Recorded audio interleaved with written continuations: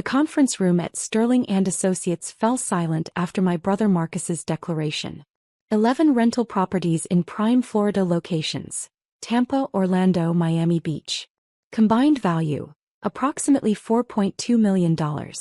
And according to Marcus, they were all his. "This is only fair," my mother added, her hand on Marcus's shoulder. "He's been managing these properties since Grandpa died. He's earned this." My father nodded, looking uncomfortable but resigned. "Tegan, you understand. Marcus has always been the responsible one. The business-minded one." My Aunt Rebecca smirked from across the mahogany table. "What would you even do with rental properties, Tegan? You work at some government office doing paperwork." I kept my expression neutral, my hands folded calmly in my lap.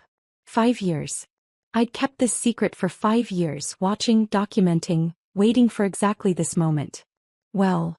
Marcus leaned back in his leather chair, arms crossed. "Nothing to say? No tantrum? Good.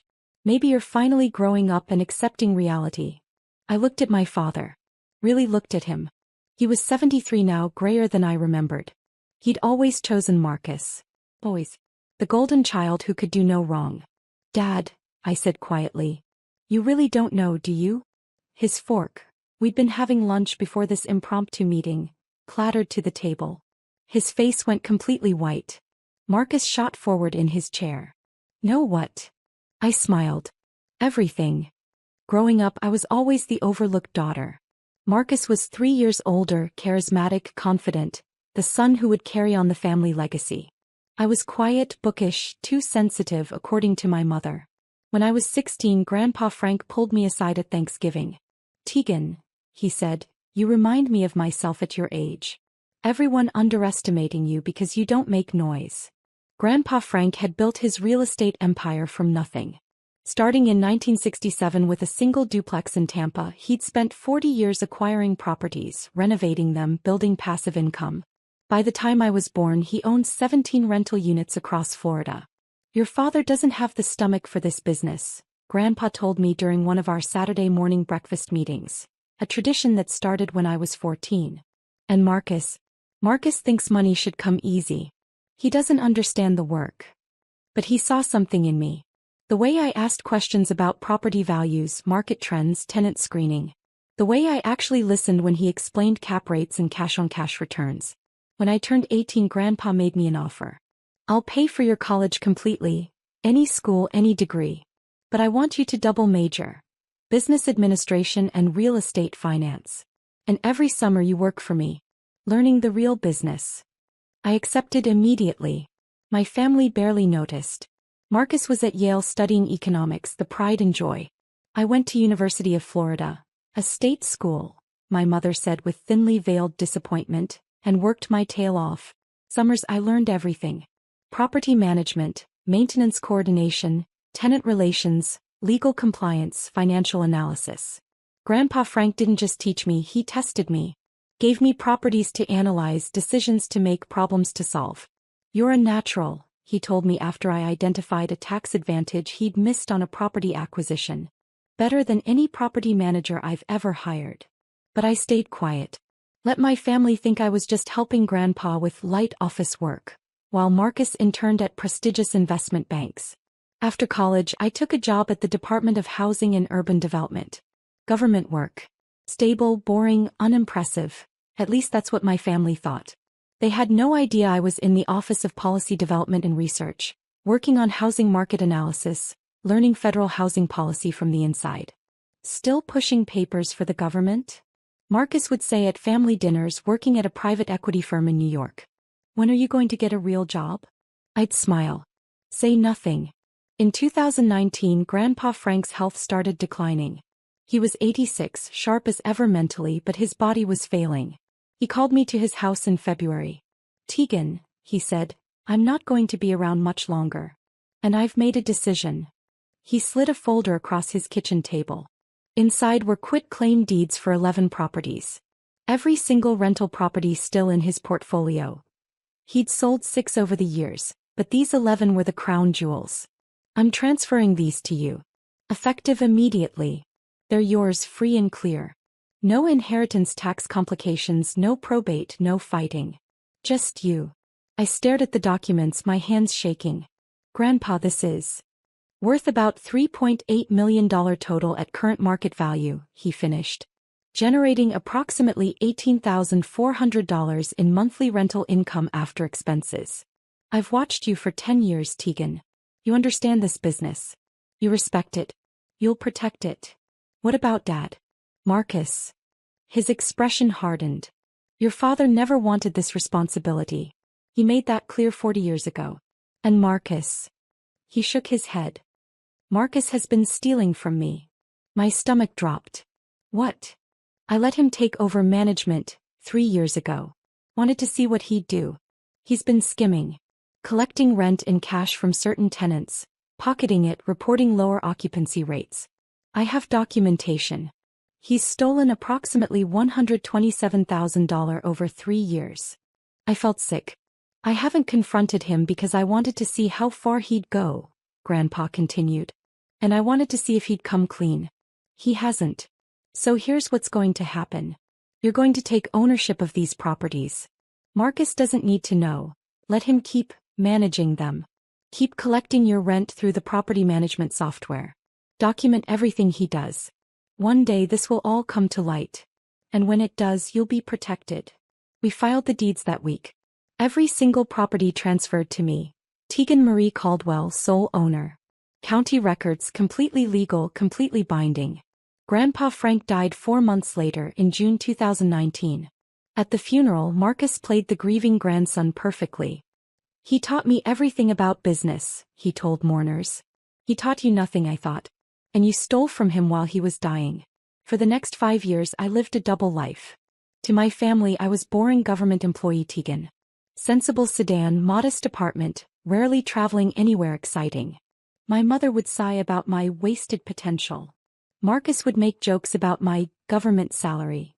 In reality I was building an empire. Those 11 properties generated serious income. I kept Marcus as the nominal manager. He thought he was managing them for the estate pending distribution. He had no idea the estate had already been distributed. To me. I hired a forensic accountant to track every dollar Marcus touched. Every skimmed payment, every falsified expense report, every tenant he charged under the table. The evidence folder grew thicker every month. The properties themselves I optimized ruthlessly. I refinanced 3 of them at lower interest rates, increasing monthly cash flow by $2,100. I renovated 2 others, increasing their rental value by 30%. I sold 1 property, a small duplex in a declining area, for $340,000 and used the proceeds to purchase a 4-unit building in an up-and-coming Tampa neighborhood for $425,000. My portfolio grew. By 2024, those 11 properties were now 12, worth approximately $5.1 million, generating $22,300 in monthly net income. But Marcus kept managing them. Kept stealing. The forensic accountant's latest report showed $186,000 in documented theft over 5 years. At my HUD job I excelled. Promoted twice. By 2023, I was a senior policy analyst making $112,000 annually. My family thought that was my only income. They had no idea about the $267,600 in annual rental income. Or the $890,000 in my investment accounts. Or the $1.2 million in equity I'd built across my properties. I was by any measure a millionaire. A successful real estate investor. Financially independent. And my family thought I was a boring government worker who never amounted to much. I watched Marcus buy a $85,000 BMW. Take vacations to Europe. Move into a luxury apartment in Boca Raton. All funded partially by money he was stealing from me. Real estate is so lucrative, he'd brag at family dinners. The management fees alone are incredible. He wasn't earning management fees. He was committing embezzlement. My father would beam with pride. That's my son. Always had a head for business. Mom would pat my hand sympathetically. Don't feel bad, Tegan. Not everyone is cut out for high achievement. I'd smile. Not. Say nothing. My best friend Jasmine was the only person who knew the truth. How do you stand it? she asked after one particularly brutal family dinner where Marcus announced his massive success in real estate. Because I'm not hiding, I told her. I'm watching. Every dismissive comment, every insult, every assumption. It's all evidence of who they really are. And one day they're going to face exactly what they've created. That day came in November 2024. My father called me on a Tuesday morning. Tegan, we need to have a family meeting. This Saturday. Sterling and Associates Law Office. It's time to settle Grandpa's estate. My heart started racing. His estate was settled 5 years ago, Dad. Not the properties. Those have been in limbo. Marcus has been managing them, but they need to be officially distributed. We've all discussed it and we think the fair thing is for Marcus to inherit them. He's done all the work. I was silent for a long moment. Tegan, you understand, right? This is only fair. I'll be there Saturday, I said quietly. After I hung up, I called my attorney, David Chin. They're making their move. Finally, David said, I've had your documentation ready for 3 years. Every deed, every transfer record, every piece of evidence. Want me to attend? Not yet. Let me see how this plays out first. I called the forensic accountant next. Final report. Everything. I need it by Friday. Already done, she said. Total documented theft. $186,340 over 5 years. Want me to hand deliver it? Please. Then I did something I hadn't done in 5 years. I called my father back. Dad, one question. Did you know Grandpa transferred those properties before he died? Long silence. What are you talking about? Never mind. See you Saturday. He didn't know. None of them knew. This was going to be spectacular. Saturday morning I dressed carefully. Simple black pantsuit, minimal jewelry, professional but understated. The same way I dressed to every family event for 5 years. I arrived at Sterling and Associates 15 minutes early. The law firm occupied the top floor of a downtown Tampa high-rise. Expensive. Marcus must have chosen it for the optics. My mother, father, Marcus, Aunt Rebecca and Uncle Tom were already in the conference room. Marcus sat at the head of the table like he owned the place. Tegan, Mom said surprised. You're early. Wouldn't miss this, I said taking a seat near the door. Marcus smirked. Good. Glad you're being mature about this. At exactly 10 a.m. a lawyer I didn't recognize entered. Good morning, everyone. I'm James Sterling. Marcus asked me to facilitate this family meeting regarding the distribution of Frank Caldwell's rental properties. Thank you for coming, everyone, Marcus began, standing like he was giving a presentation. As you know, I've been managing Grandpa's 11 rental properties for the past 5 years. It's been a lot of work, but I've done it out of love and respect for his legacy. My father nodded approvingly. These properties are worth approximately $4.2 million, Marcus continued. They generate significant monthly income. And after much consideration, I believe, and I think you'll all agree, that the fair thing is for me to inherit them. Marcus has earned it, Mom said immediately. Aunt Rebecca nodded. He's been doing all the work. I sat quietly watching. Any objections? Marcus looked directly at me. I smiled. Just one question first, if that's okay? Marcus looked annoyed but nodded. Sure. Dad, I turned to my father. Before we go any further, I need to ask you something directly. Did Grandpa Frank ever discuss his estate plans with you? Specifically regarding the properties. Dad shifted uncomfortably. He said he was handling it. Why? And did you ever check the county property records? After he died. Why would I? Marcus was managing everything. So you don't actually know who owns these properties right now? It wasn't a question. Dad's face went pale. That same expression from the hook. The moment of terrible realization. Marcus shot forward. What are you talking about? They're part of Grandpa's estate pending distribution. That's why we're here. I pulled out my phone and opened my email. Mr. Sterling, I apologize for the confusion, but there's actually nothing to distribute. Would you mind pulling up the Hillsborough County property records? I can provide the property addresses. James Sterling looked confused but turned to his laptop. This is ridiculous, Marcus snapped. What are you doing? Dad, I said again looking at my father. You really don't know, do you? His fork, We'd been having lunch before this formal discussion, clattered to the china plate. His hands were shaking. Marcus screamed, "To what?" I smiled. "Who actually owns those 11 properties you've been managing for 5 years?" James Sterling's face changed as he pulled up the county records. This is unusual. These properties aren't in Frank Caldwell's name.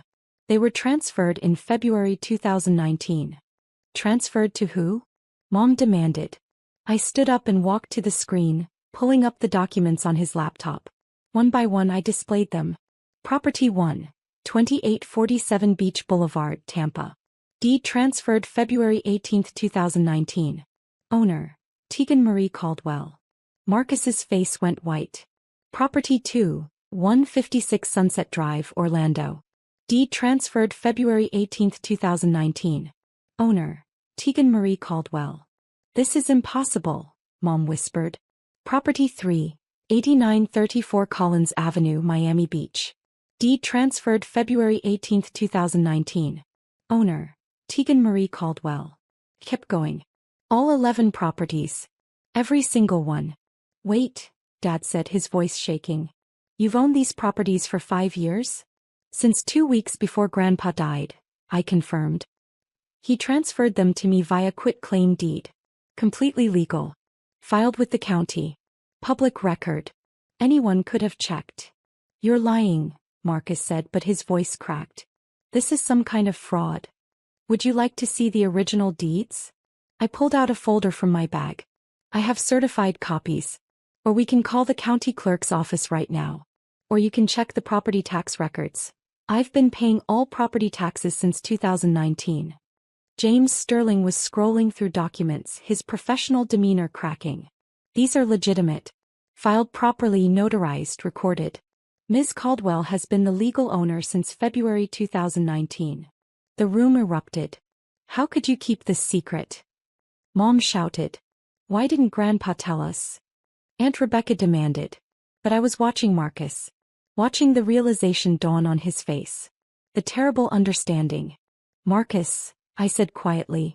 Do you know what this means? He couldn't speak.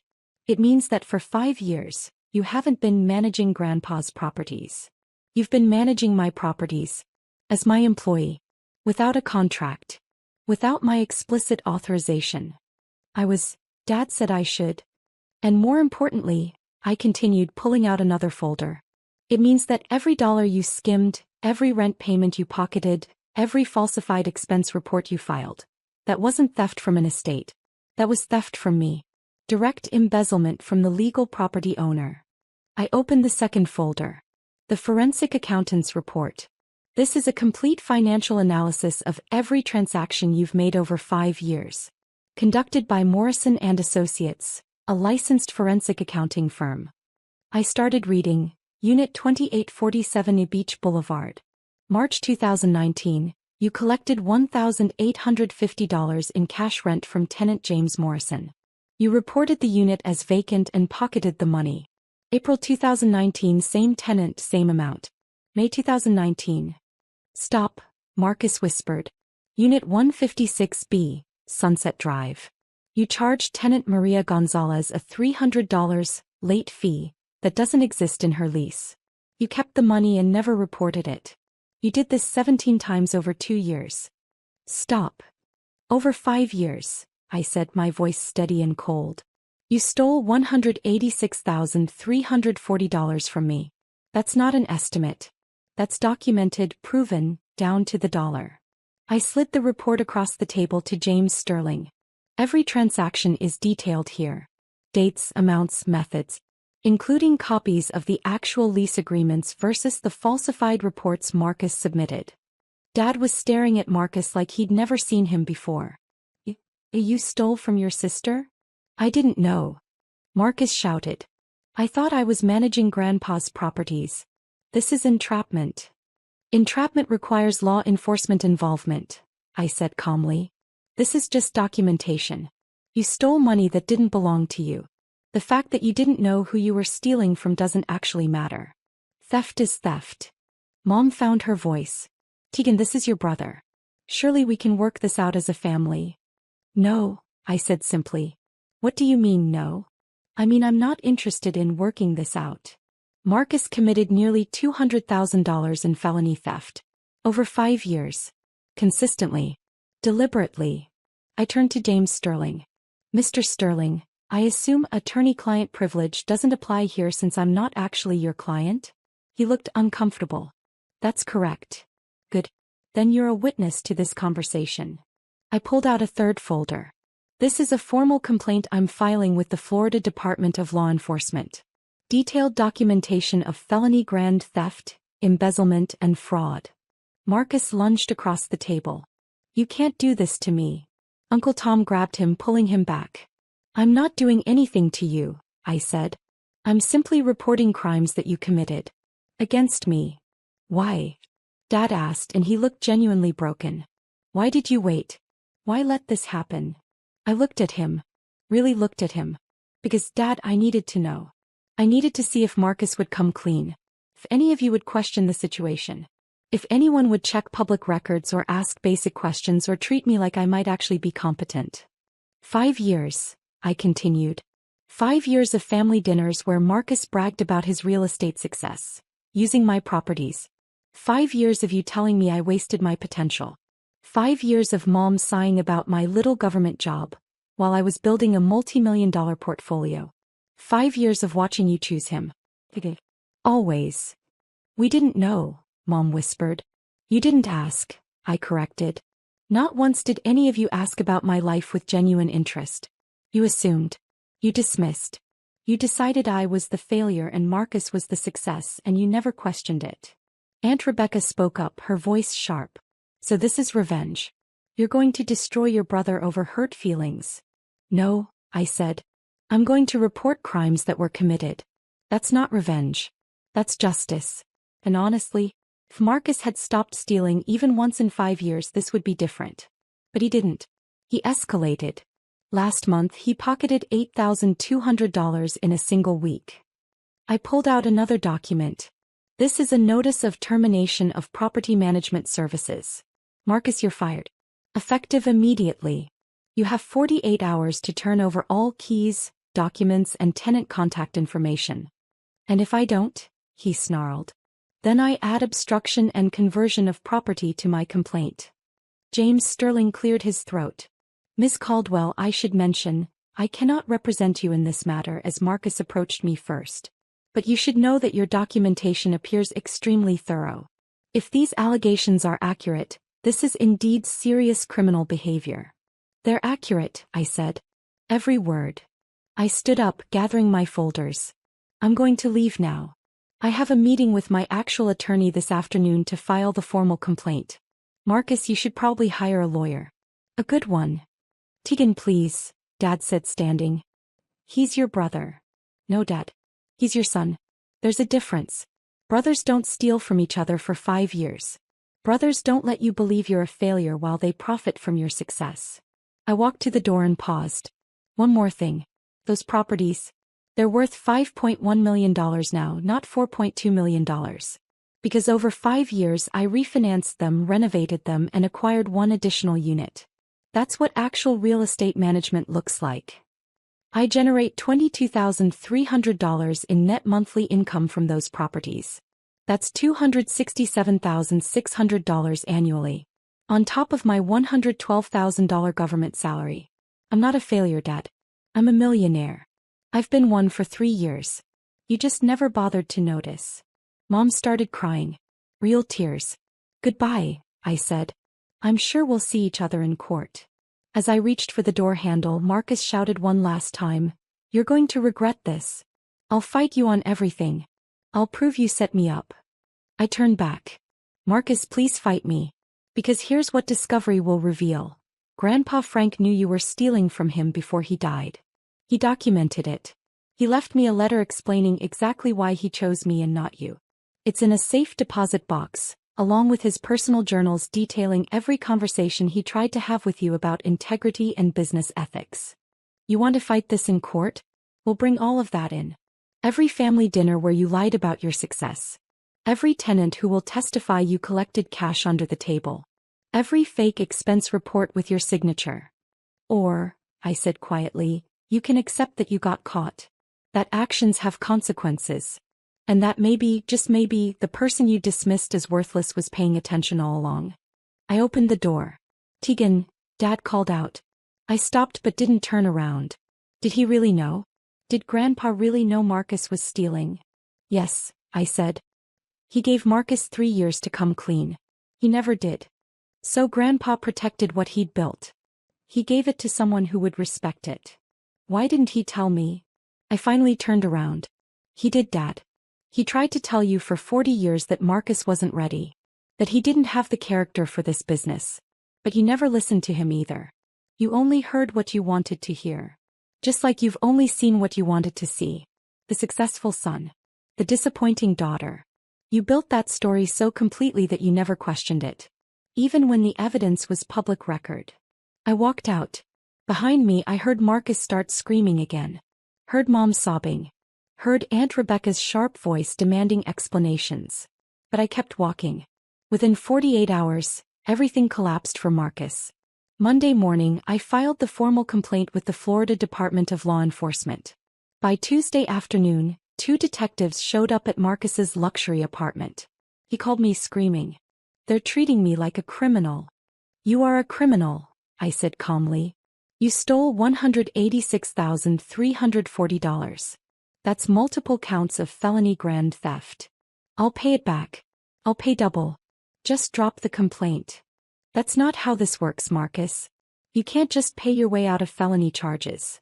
Wednesday the story hit local real estate industry newsletters. Property manager accused of massive embezzlement scheme. Marcus's name was public. His employer, the private equity firm, put him on immediate administrative leave. By Friday he was terminated. His landlord called him about the lease on his luxury apartment. Turns out, expensive places don't like tenants under criminal investigation. Mom called me Thursday night crying. Please, Tegan. He's your brother. He made mistakes, but he's family. He made $186,340 worth of mistakes. I corrected. Over 5 years. That's not a mistake, Mom. That's a pattern of deliberate criminal behavior. We'll pay you back. Every penny. With what money? I asked. Your retirement accounts? Dad's pension? That wouldn't even cover half of what Marcus stole. And it still wouldn't erase the crimes. You're destroying your family over money. No, I said. Marcus destroyed this family when he chose to steal from his dying grandfather and then from his sister. I'm just refusing to be silent about it anymore. She hung up on me. Dad tried a different approach. He showed up at my apartment Saturday morning. Tegan, I need you to understand something, he said, looking older than I'd ever seen him. I failed you. I see that now. I chose Marcus over and over and I was wrong. I said nothing. Your grandfather tried to tell me. He said you had something Marcus never would, integrity. Real understanding. I thought he was just being sentimental. He was being accurate, I said. I'm asking you not for Marcus but for me, is there any way to make this right? I considered his question. Dad, Marcus stole money for 5 years. He bragged about his success using my properties. He called me a failure while profiting from my assets. And not once did he feel guilty enough to stop. Even now he's not sorry he did it. He's sorry he got caught. What do you want me to say? I want you to understand that this isn't about revenge or hurt feelings. It's about consequences. Marcus committed crimes. Serious crimes. And if I drop the complaint, what does that teach him? That he can do whatever he wants as long as he's caught? That family means no accountability. Dad closed his eyes. No. For 5 years you all treated me like I was less than. Like I was the family disappointment. And you know what? I proved you wrong every single day. I built wealth. I built success. I did it quietly, strategically, intelligently. And I did it while watching my brother steal from me and my parents celebrate him for it. I'm sorry, Dad whispered. I know you are. But sorry doesn't undo 5 years. Sorry doesn't give me back the family dinners where I was dismissed. Sorry doesn't erase Marcus's crimes. So there's nothing I can do? You can support Marcus through his legal consequences, I said. You can finally hold him accountable. You can stop making excuses for him and let him face what he created. That's what he actually needs. Dad left without another word. 6 months later, Marcus accepted a plea deal. 5 counts of felony grand theft, reduced from the original 14 counts. 3 years probation, $186,340 in restitution, 200 hours community service, and a permanent criminal record. His legal career was over. His real estate aspirations were finished. His luxury lifestyle collapsed. He moved back in with my parents. I didn't attend the sentencing hearing. My attorney represented my interests. The judge ordered monthly restitution payments of $1,500 for the next 10 years plus interest. The money doesn't matter anymore. I have plenty of money. What matters is that Marcus finally faced consequences. Real consequences. The kind that don't disappear because you're the golden child. My parents and I have limited contact now. Holiday cards. Brief phone calls. We're polite, distant, careful. Mom asked me once if I'd ever forgive Marcus. Maybe, I told her. But forgiveness doesn't mean pretending it didn't happen. It doesn't mean giving him access to my life again. It just means I'm not carrying anger about it anymore. Are you angry? She asked. No, I said honestly. I'm just done. My real family, Jasmine, my mentors from HUD, the business partners I've developed over the years, they threw me a celebration dinner when the legal case closed. To Tegan, Jasmine toasted, who proved that quiet strength beats loud arrogance every single time. I've expanded my portfolio since then. 14 properties now, worth $6.3 million, generating over $30,000 in monthly income. I left HUD to manage my investments full-time. Last month I received a LinkedIn message from Marcus. Just 2 sentences. You were right about everything. I'm sorry for who I was. I didn't respond. Some people think that makes me cold. I'm forgiving. Harsh. But here's what they don't understand. I gave Marcus 5 years. 5 years to stop stealing. 5 years to come clean. 5 years to show character. He never did.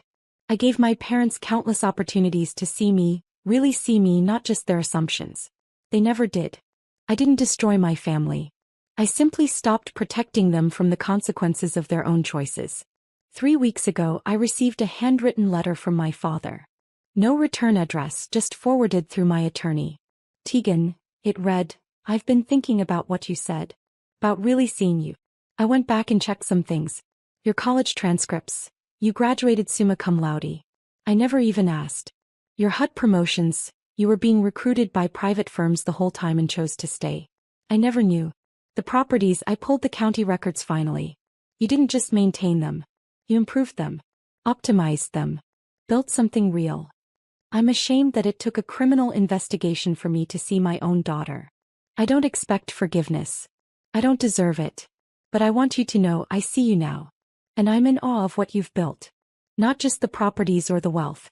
Your integrity. Your strength. Your ability to stay true to yourself even when everyone around you told you that you were less than.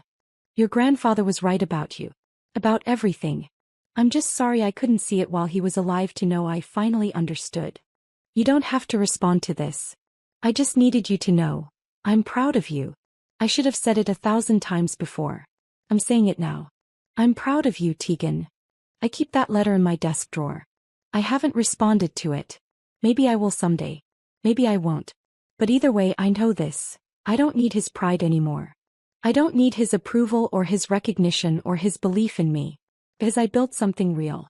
Not through being the loudest voice in the room or the most confident or the most celebrated. I built it through patience, strategy, integrity, and the quiet understanding that success isn't about proving yourself to people who refuse to see you. It's about building something so undeniable that even in their blindness, they eventually have to acknowledge it exists. At the inheritance meeting, my brother claimed all 11 properties. He screamed, "No what?" Now he knows. The whole family knows. I wasn't hiding my success. I was protecting it. And in the end, that protection was the smartest investment I ever made.